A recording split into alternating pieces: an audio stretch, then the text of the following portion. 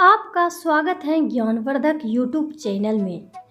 Railway line से कुछ दूर झाड़ियों के झुरमुट से लगे पीपल के पेड़ की घनी छाया के नीचे फटे चिथरे तंबू में जुगनू की तरह दो आंखें चमक रही थी। चेहरे का बाकी हिस्सा तो झुर्रियां और उम्र की मार से झुलम गया था। तंबू में बैठी वह अम्मा जाने किसके आने का इंतजार करती थी। जैसे ही सुबह होती वहां उठ जाती हैं और रोज ही आग जलाकर गर्मा गर्म मूंगफलियां भूनकर रखती। लेकिन कुदरत का ही करिश्मा कहो, उसके द्वारा भुनी हुई मूंगफलियां शाम होते होते सारी की सारी बिक जाती। कोई न कोई ऐसा शख्स उनके पास जरूर आता जो उनके पास की सारी मूंगफलियां खरीद कर ले जाता। वह फिर से दूसरे दिन बाजार से मूंगफलियां लाती और फिर से वही काम करती जो रोज रोज करती थी। अब तो अम्मा जी का यह रोज का ही दिनचर्या हो गया था। उन्हें कुछ भी पता नहीं होता था कि उनकी मूंगफलियां कितने में बिकेगी या बिकेगी भी या नहीं, लेकिन उनकी दिनचर्या बराबर शुरू रहती। देखते ही देखते उस अम्मा की चर्चा एक के मुंह से बात खुलते खुलते पास पड़ोस मोहल्ले गांव और शहर तक हो गई। अब लोग अम्मा जी की मूंगफली से कम बल्कि अम्मा जी के रहन सहन और उनकी रोज की दिनचर्या से प्रभावित होकर उन्हें देखने आते। कई लोगों ने कोशिश किया उनके बारे में जानने की, लेकिन उन्होंने अपने बारे में किसी से भी कुछ नहीं कहा। उनकी सूनी आंखों को पढ़कर ही उनके दुखों का अंदाजा लगा लिया करते थे। एक दिन अम्मा जी मूंगफली भूनकर अपने तंबू के सामने शून्य को निहार रहे थे कि इस समय एक बुजुर्ग तो काफी अच्छे कपड़े पहने स्वस्थ और तंदुरुस्त दिखाई दे रहे थे। वह वहां से गुजर रहे थे। उनकी नज़र जब वह अम्मा जी पर पड़ी तो वह उन्हें देखकर वहीं खड़े के खड़े रह गए। उनके मुंह से एक शब्द भी नहीं निकला। उन्होंने बहुत कोशिश किया उन्हें आवाज लगाने की। उन्होंने उनकी तरफ हाथ भी हिलाया, लेकिन वह अम्मा उनकी तरफ ध्यान ही नहीं दी। जब बहुत कोशिश किया तब जाकर उनके मुंह से आवाज निकला, शांति तुम यहाँ क्या कर रही हो? अम्मा जी ने उस आवाज की तरफ अपना सिर घुमाकर देखा तो वह भी आश्चर्यचकित रह गई। उन्हें अपनी आंखों पर भरोसा ही नहीं हो रहा था कि वह अपने दोनों आंखों को बार बार दोनों हाथों से रगड़कर साफ करके उन्हें देखने की कोशिश करने लगी कि कहीं वह जिन्हें देख रही है वे वही तो है ना। जब से पूरी तरह से अस्वस्थ हो गई तब उन्होंने कहा, राजेंद्र जी, आप राजेंद्र जी ही हैं ना? यह मुझे गलतफहमी हो रही है। राजेंद्र जी ने दौड़कर शांति जी को अपनी बाहों में भर लिया और कहा, हाँ शांति, मैं राजेंद्र ही हूँ। और तुम यहाँ कैसे? शांति, तुम्हारे बारे में तो लोगों ने क्या क्या नहीं कहा। मैं तो तुम्हें ढूंढते हुए तुम्हारे घर भी गया था, लेकिन तुम्हारे घर में ताला लगा हुआ मिला और तुम्हारे घर के आसपास के लोगों ने बताया कि तुम्हारे पेट में किसी का नाजायज बच्चा था। उसी के कारण तुमने अपना घर छोड़ दिया। क्या यह सच है? शांति जी उस समय कुछ भी नहीं बोल पाई, सिर्फ रोती ही रही। उनके मुंह से आवाज ही नहीं निकल रहा था। उन्हें समझ में नहीं आ रहा था कि वह कहां से शुरू करे और कहां खत्म करे। शांति जी राजेंद्र जी के किसी भी सवाल का कोई जवाब न देते हुए खो गए।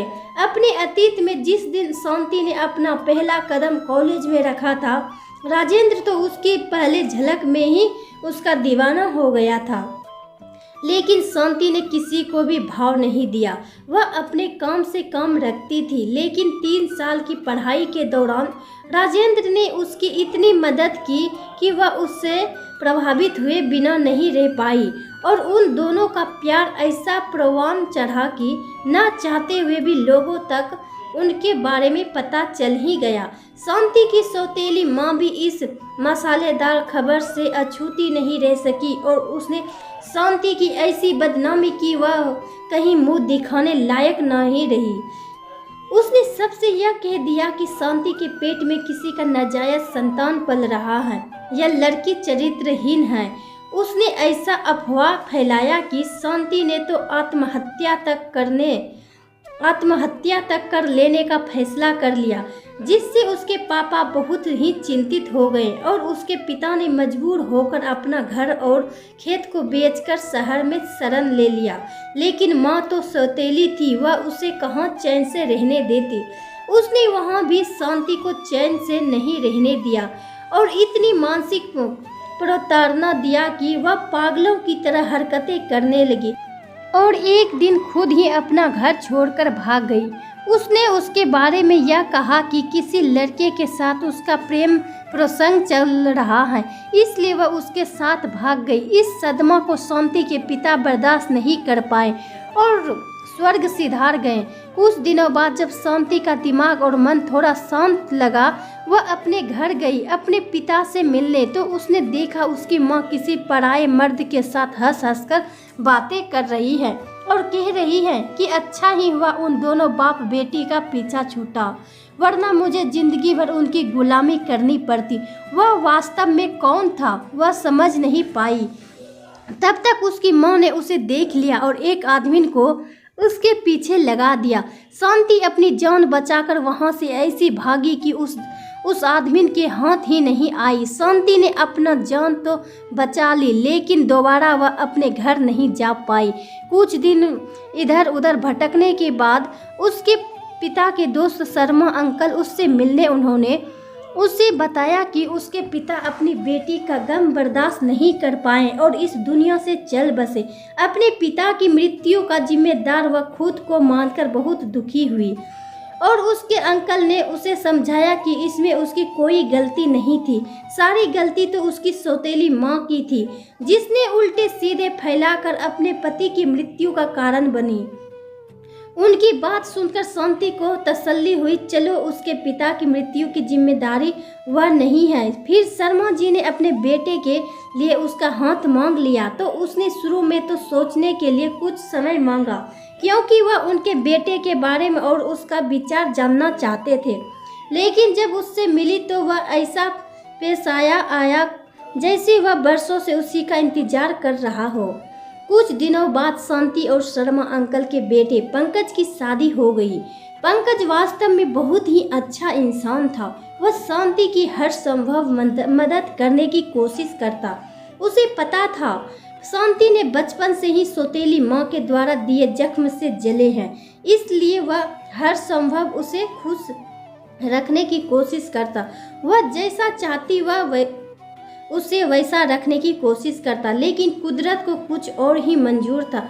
उन दोनों की खुशियां ज़्यादा दिनों तक नहीं रही। पंकज को ब्लड कैंसर हो गया और वह अपनी शादी के 15 साल बाद इस भरी दुनिया में शांति को और अपने बेटे राहुल को छोड़कर चला गया। अब शांति के ऊपर घर और राहुल की जिम्मेदारी के साथ सास ससुर की जिम्मेदारी भी थी। उसने पंकज के जाने के बाद हिम्मत नहीं हारी, बल्कि हिम्मत के साथ अपने परिवार को संभालने में लग गई, क्योंकि वह जानती थी अगर वह रोएगी तो और भी ज़्यादा कमज़ोर पड़ जाएगी और उसका परिवार बिखर जाएगा। इसलिए उसने अपने परिवार को बिखरने नहीं दिया और अपने सास ससुर के अंतिम सांस तक उनकी सेवा बहुत ही जतन से की। वही अपने बेटे राहुल की परवरिश में भी कोई कमी नहीं छोड़ी। अब राहुल पढ़ लिख कर एक सफल बिजनेसमैन बन गया और दिन दुगुनी रात चौगुनी तरक्की करने लगा। उसने अपने छोटे से झोपड़ी नुमा घर को महल में बदल दिया। शांति अपने बेटे की तरक्की से बहुत खुश थी। वह उसे ढेर सारे आशीर्वाद देती रहती है। वह अपने भाग्य को सराहती, भले ही मैंने अपने दुख देखे, लेकिन अब मेरे बुढ़ापे में भगवान ने मुझे सुख के दिन दिखाए हैं। वह मन ही मन बड़ी खुश रहती। शांति की खुशी तब तक ही रही जब तक कि उसकी बहू नहीं आई थी। राहुल ने एक दिन अपनी माँ को खुश होकर बताया कि उसने एक लड़की को उनकी बहू बनाने का निर्णय लिया है। और जब उस लड़की की फोटो दिखाई तो शांति जी की आंखें फटी की फटी रह गई, क्योंकि शांति जी ने कुछ दिनों पहले ही इस लड़की के फोटो न्यूज़पेपर में देखी थी, जो व्यापार का काम करती हैं। उन्होंने राहुल को बहुत समझाया कि देखो राहुल, तुम्हारी माँ सौतेली माँ की बेटी है। उन्हें सारे दांव पेच मालूम होंगे कि बहू को किस तरह से सताया जाए, क्योंकि उनकी माँ ने उन्हें खुद सताया था, इसलिए वह भी कोई कसर नहीं छोड़ेगी मुझे सताने में, इसलिए मैं उनके अधीन तो नहीं रहने वाली, कहकर उसने अपने पति को अपने वश में कर लिया। जो बेटा अपनी माँ के एक पुकार पर अपनी जान निछावर कर देने के लिए तैयार हो जाता था, वही बेटा अपनी पत्नी के आते ही इतनी जल्दी बदल जाएगा, शांति जी ने कभी ख्वाब में भी नहीं सोचा था। अब तो मोनिका स्वतंत्र रूप से अपने ससुराल में राज करने लगी। वह अपनी मर्जी से कहीं भी आ जा सकती थी, उसे रोकने टोकने वाला कोई भी नहीं था। राहुल की तो वह कुछ भी नहीं सुनती थी और शांति जी को तो वह अनपढ़ गंवार ही समझती थी। एक दिन मोनिका ने उसे लड़कियों को अपने घर में कैद करके रखा था और रातों रात पता नहीं उन्हें कहाँ और किसके साथ भेज दिया। शांति जी को पता नहीं चला। कुछ दिनों बाद उसने फिर से वैसा ही किया। शांति जी को समझते देर नहीं लगी। मोनिका एक बहुत ही खतरनाक औरत है। न जाने इसने मेरे बेटे को क्या उल्टा सीधा बातें बताई होगी। उन्होंने मोनिका को शाम को घर से बाहर जाने दिया और उन सभी लड़कियों को जिस कमरे में मोनिका ने रखा था, उसी कमरे का दरवाजा खोल दिया। सभी लड़कियां शांति जी को धन्यवाद देते हुए वहां से अपनी जान बचाकर भागी। जब मोनिका ने वापस घर आकर देखा तो वह दंग रह गई। एक भी लड़की उसे कमरे में नहीं थी। मोनिका सीधे शांति जी के पास गई और गुस्से से आग बबूला होती हुई उसने पूछने लगी, बता बुढ़िया, उन लड़कियों को भगाने में किसका हाथ है? किसने भगाया उन लड़कियों को मेरे इजाजत के बगैर? शांति जी थर थर कांप रहे थे। मोनिका समझ गई कि इस बुढ़िया ने ही उन लड़कियों को भगाया है। मोनिका ने एक बेल्ट बड़ा और बेरहमी से शांति जी को मारने लगी। शांति जी अपनी जान बचाने के लिए इधर से उधर उछलकर कूद करने लगी। तभी राहुल भी किसी काम से बाहर गया था। वह घर आ गया। अपनी माँ को मार खाता देख उसने कह दिया, मोनिका, उन लड़कियों को आज़ाद करने में मैंने उनकी मदद की है। अब मोनिका घायल शेरनी की तरह अपने पति राहुल पर ही बरस पड़ी। उसने उसे इतना मारा कि वह भी अधमरा हो गया। अब गुस्से से मोनिका ने राहुल से कहा, मूर्ख कहीं के दोनों माँ बेटा, मूर्ख के मूर्ख ही रह जाओगे। ऐसो आराम की जिंदगी क्या होती है कभी समझ नहीं पाओगी। तुम्हें पता भी है उन लड़कियों की सप्लाई का काम करने के लिए मुझे पूरे 50 लाख रुपये मिले थे, लेकिन तुम्हारे कारण तो मैं सड़क पर आ जाऊंगा। अगर 2 दिनों के अंदर उतनी ही लड़कियों की व्यवस्था में नहीं कर पाई तो मुझे तो उनके गैंग जिंदा ही जला देंगे। लेकिन यह बात तुम लोग कहाँ समझोगे? कहती हुई मोनिका गुस्से से अपने पैर पटकते हुए वहां से चली गई। राहुल अपनी माँ के पास रोता हुआ गया और अपनी माँ से माफ़ी मांगता रह गया। माँ, मुझे माफ़ कर दीजिए। माँ, आप सही कह रही थी। यह वही रेखा है जो मोनिका बनकर हमारे साथ रह रही है। काश मैं उस दिन आपकी बात मान लिया होता। मैं माँ, कहते हुए राहुल अपनी माँ शांति जी के पैरों में अपना माथा रखकर फूट फूट कर रो रहा था। शांति जी भी अपने बेटे को गले से लगाकर रो रही थी और कह रही थी, बेटा, जो हो गया सो हो गया। अब उसे हम बदल तो नहीं सकते, लेकिन हाँ, हम सतर्क जरूर हो सकते हैं। शांति जी की बात राहुल को समझ नहीं आई। फिर शांति जी ने उसके कान में चुपचाप कहा, वह रातों रात ऐसी जगह चला जाए कि मोनिका के हाथ न लगे, वरना पता नहीं वह क्या कर बैठेगी। उसके साथ वह भी इस समय निकल गई, अपनी किस्मत के सहारे अपने घर को छोड़कर। तब से लेकर अब तक वह अपने बेटे का इंतजार कर रही है। उन्होंने अपने बेटे से मिलने का एक ही सीक्रेट तरीका बताया था। उसके नाना मूंगफली के व्यापारी थे, इसलिए वह जहाँ भी रहे मूंगफली का व्यापार करे और वह भी वही काम करेगी। और किस्मत को हम दोनों माँ बेटे को मिलना होगा तो हम दोनों मूंगफली के व्यापार करते हुए ही मिलेंगे। आगे क्या होगा वह परमात्मा ही जाने। तभी राजेंद्र जी ने शांति जी की आंखों के सामने चुटकी बजाए। तब शांति जी का ध्यान भंग हुआ और वह अपनी आप बीती राजेंद्र जी को बता दी। राजेंद्र जी ने शांति जी की आप बीती सुन तो उन्हें भी रोना आ गया। उन्होंने शांति जी को आश्वासन दिया कि वह उनके बेटे राहुल को ढूंढने में उनकी मदद करेंगे। उन्होंने उनके वादा तो कर दिया या लेकिन कैसे ढूंढेंगे वह भी नहीं जानते थे। कभी शांति जी जो कि उन्हें अपने खाने पीने का भी होश नहीं रहता था। उन्होंने उस दिन पहली बार मूंगफली के अलावा कुछ और अपने चूल्हे में बनाया, वह भी चाय और राजेंद्र जी के लिए बनाई थी। आज उन्हें कुछ नयापन लग रहा था। धीरे धीरे शांति जी के जीवन में अच्छा महसूस होने लगा। उन्होंने कई दिनों से अपने मुंह से एक शब्द भी नहीं बोला था। उसी दिन राजेंद्र जी के आ जाने से तोते की तरह उनके मुंह से शब्द निकल रहे थे। शांति जी खुद बोलती और खुद ही शर्मा जाती थी कि आज उन्हें ऐसा क्या हो गया जो बोले जा रही है। उन्होंने राजेंद्र जी को चाय बनाकर पिलाया और फिर भोजन के लिए पूछा तो राजेंद्र जी ने हाँ कह दिया। शांति जी ने बड़े प्रेम से उनके लिए और अपने लिए उस दिन पहली बार दाल चावल बनाया था। राजेंद्र जी को उनके हाथ का बनाया वह दाल चावल किसी 56 भोग से कम नहीं लग रहा था, क्योंकि शांति जी ने बताया था कि उनके आने से आज पहली बार उनकी रसोई सजी है। तो उन्हें लग रहा था चलो मेरे कारण ही सही कम से कम शांति के चेहरे में खुशी तो आई, इसे कुछ अलग प्रकार का भोजन तो मिला, वरना यह तो बेटे के इंतजार में 2-4 मूंगफलियां चबाकर पानी पीकर ही अपना काम चला लिया करती थी। जब दोनों खाना खा लिया तब शांति जी को याद आया कि मैं राजेंद्र जी के सामने तो अपना दुखड़ा सुना दिया, लेकिन राजेंद्र जी का परिवार कहाँ है और यह क्या करते हैं उनके बारे में तो मैंने पूछा ही नहीं। यह सोचकर शांति जी को थोड़ा शर्मिंदगी महसूस हुई। उन्होंने राजेंद्र जी से कहा, माफ करना राजेंद्र, मैंने अपना दुखड़ा तो तुम्हारे सामने सुना दिया, लेकिन तुम्हारे परिवार के बारे में पूछना तो भूल ही गई। तुम ही बताओ ना, तुम्हारा परिवार कहाँ रहता है और तुम क्या करते हो। तब राजेंद्र जी ने कहा, शांति मेरा परिवार तो यह पूरा विश्व है।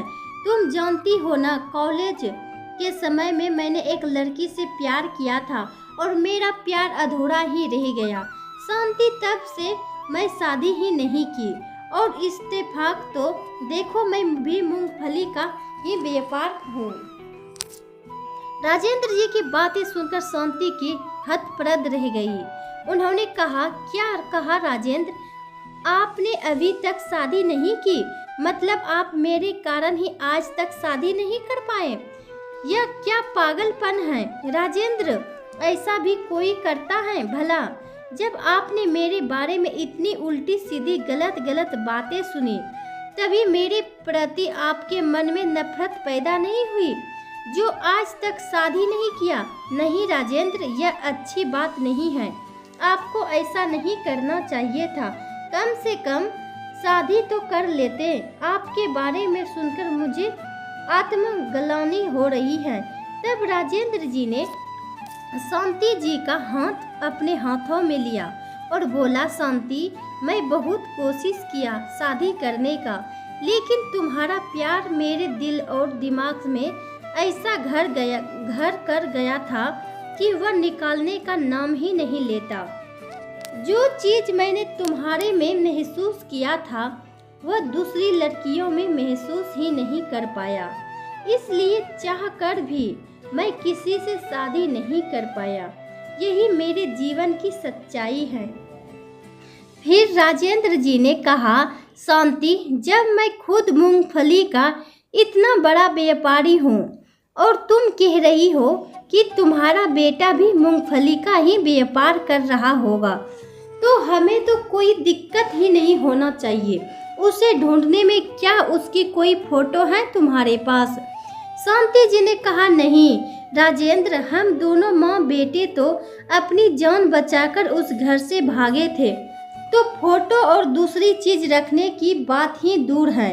मेरे बेटे के दाहिने हाथ की हथेली में बचपन का लाल रंग का निशान है। अगर लाल रंग का निशान वाला लड़का मिले तो समझ जाना वही मेरा बेटा है। राजेंद्र जी ने शांति जी के लिए कहीं अच्छी जगह में रहने का इंतजाम करने की बात की तो उन्होंने मना कर दिया। उन्होंने कहा जब तक उनका बेटा वापस नहीं आ जाता वह वहीं रहेगी। अब राजेंद्र जी का एक ही मकसद था, शांति जी के बेटे को ढूंढना। राजेंद्र जी ने मूंगफली के सभी व्यापारियों की लिस्ट देखी। उनमें राहुल नाम के लड़के भी थे, लेकिन उनके हाथ में लाल रंग का निशान नहीं था, क्योंकि राहुल ने उस निशान को छुपा लिया था। क्योंकि मोनिका ने इस निशान के माध्यम से उसके पास पहुंचने की कई बार कोशिश की थी। एक दिन राहुल, जो शांति जी का बेटा था, वह उदास मन से मंदिर की सीढ़ी पर बैठा था। तब राजेंद्र जी मंदिर के ऊपरी हिस्से में परिक्रमा करने गए हुए थे। उन्होंने जब उसकी हथेली में वह निशान देखा तो वह पहचान गए कि वही शांति जी का बेटा है। उन्होंने उसे ऊपर बुलाया और सारी घटना के बारे में बताया और यह भी बताया कि शांति जी आज भी फटे चिथरे तंबू में बैठी अपने बेटे का इंतजार कर रही है। बेटा, तुम जब तक उनसे नहीं मिलोगे वह वहां से कहीं नहीं जाने वाली है। अपनी मां के बारे में सुनकर राहुल की आंखों में आंसुओं की धारा बह निकली।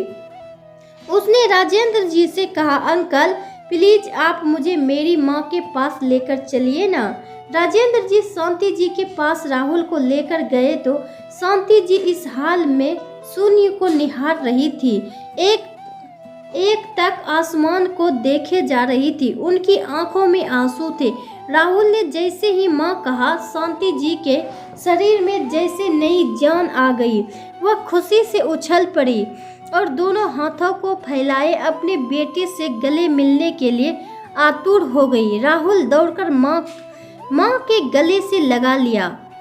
शांति जी राहुल के दोनों गालों को माथे को चूमने लगी, बालों को सहलाने लगी और ऐसे कसकर पकड़ ली जैसे अब वह कभी भी अपने बेटे को अपने से दूर नहीं जाने देगी। दोनों माँ बेटे को इस तरह मिलते हुए देखा राजेंद्र जी की आंखें भी नम हो गई। उन्होंने भी शांति जी और राहुल को जाकर अपनी बाहों में भर लिया। अब तीनों ने मिलकर सोचा क्यों ना तीनों मिलकर एक ही जगह रहे, क्योंकि तीनों एक दूसरे के बिना अधूरे हैं। अब शांति जी भी एक आलीशान मकान में रहने लगी जो राजेंद्र जी का ही था। अब राजेंद्र जी और राहुल ने मिलकर मूंगफली का व्यापार को ही इतना आगे बढ़ाया कि कोई करोड़ का टर्नओवर का व्यापार हो गया। एक दिन शांति जी अपने बेटे राहुल के साथ बाजार जाने के लिए निकली तो देखा उनकी बहू मोनिका फटे हाल भिखारी की लाइन में मंदिर के बाजू में बैठी है। उसका एक पैर कट गया है, उस पर मक्खियां भिनभिना रही हैं। एक हाथ साड़ी के टुकड़े से गले में बंधा हुआ था।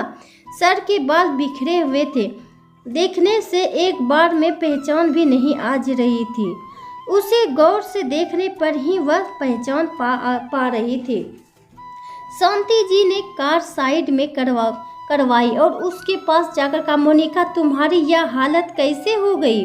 मोनिका अपनी सास को देखकर फूट फूट कर रोने लगी और उसने बताया कि उसके घर से चले जाने के बाद वह मानो पूरी तरह से स्वतंत्र महसूस कर रही थी। आए दिन नए नए लोग उससे मिलने आते और उसका गलत फायदा उठाते। इसके बारे में मैं समझ ही नहीं पाई और जब तक समझती बहुत देर हो चुकी थी। रोज ही उसके घर में क्लब जैसी पार्टियां होती, बाहर से डांसर बुलाए जाते, शराब की पार्टियां होती और कुछ बदमाशों ने उसका ऐसा शोषण किया कि वह कहीं की नहीं रही। अब वह नशे की आदी हो गई थी। बिना नशा के उसे नींद ही नहीं आती थी। एक दिन नशे के ओवरडोज के कारण उसे ध्यान ही नहीं रहा कि दिन हो या रात और उसी के साथियों ने पूरी प्लानिंग के साथ उसे नशा का ओवरडोज दे दिया और एक्सीडेंट का रूप देकर वहां से भाग गए। घर को भी धोखे से अपना नाम कर लिया। बहुत देर तक वहीं पड़ा रहने के बाद किसी ने उसे सरकारी अस्पताल में ले जाकर भर्ती कर दिया। कुछ दिन इलाज करने के बाद वहां से भी छुट्टी कर दी गई। उसके बाद मैं कहाँ जाती मुझे समझ में नहीं आ रहा था। जब मैं अपने घर वापस गई तो देखा कोई दूसरा मालिक उस घर में रह रहा है। उसे मैंने पूछा कि आप यहाँ क्या कर रहे हो, तो उसने कहा मैंने यह घर खरीदा है। मुझे समझ में आ गया कि जिन लोगों को मैंने अपना समझा उन्हीं लोगों ने मुझे धोखाधड़ी करके मेरा सब कुछ हड़प लिया और मुझे इस हालत में पहुंचा दिया। माँ जी मुझे माफ़ कर दीजिए। जो मेरे अपने थे उन्हें मैं पराया समझा और पराया को मैं अपना समझी, उसी का दंड भुगत रही हूँ।